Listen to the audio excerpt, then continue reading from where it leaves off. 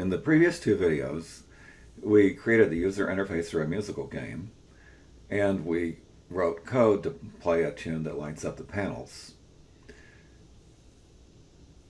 The third video, this one, will address how we can check the player's response once a tune has been played. And it essentially consists of a dialogue between the sprites that represented by the colored blocks and the check player response procedure. When I click the square, it not only plays a note, it now sets the value of a variable named color to the color of the square. I set check color to false, telling the procedure to wait until a square has been touched. When I press the square, it not only sets the value of the color variable, it also sets the check color variable to true, meaning a square has been pressed, so check to see whether my answer is correct.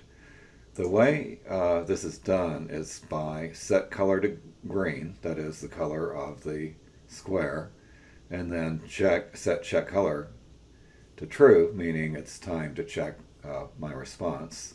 And the other three squares have similar codes, except they set the color to the color of the particular square that they represent. So if I go back to the code block, the code sprite, where the main script is, I now have a way of checking to see whether a procedure is the right color or not. The way I do that is I compare the response that's recorded in the color variable to the item on the list. So the first time through the loop, I look at item 1 on the list and I find that the response should be yellow. So let's try running the procedure. So I now set the check color to false, and I'm waiting for a response. Now when I click the yellow square, I find that that's the correct answer because the second item on the list is yellow.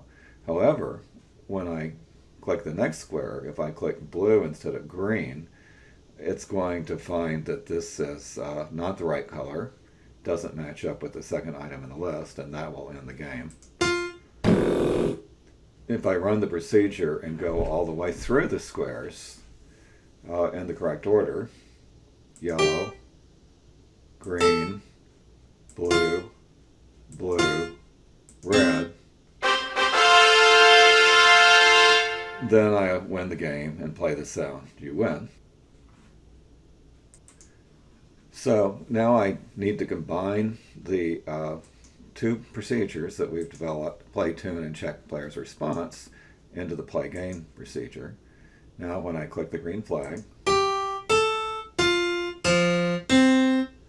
it will play the tune and then wait for my response.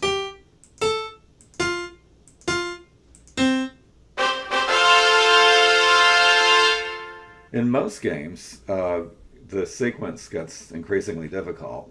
So an extension of the procedure might be to add additional notes if the player gets the first notes correct.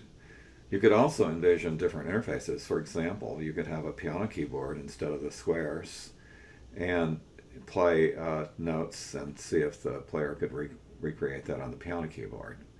Once the basic concept is understood, the number of musical games and variety of different ways this might be approached is endless.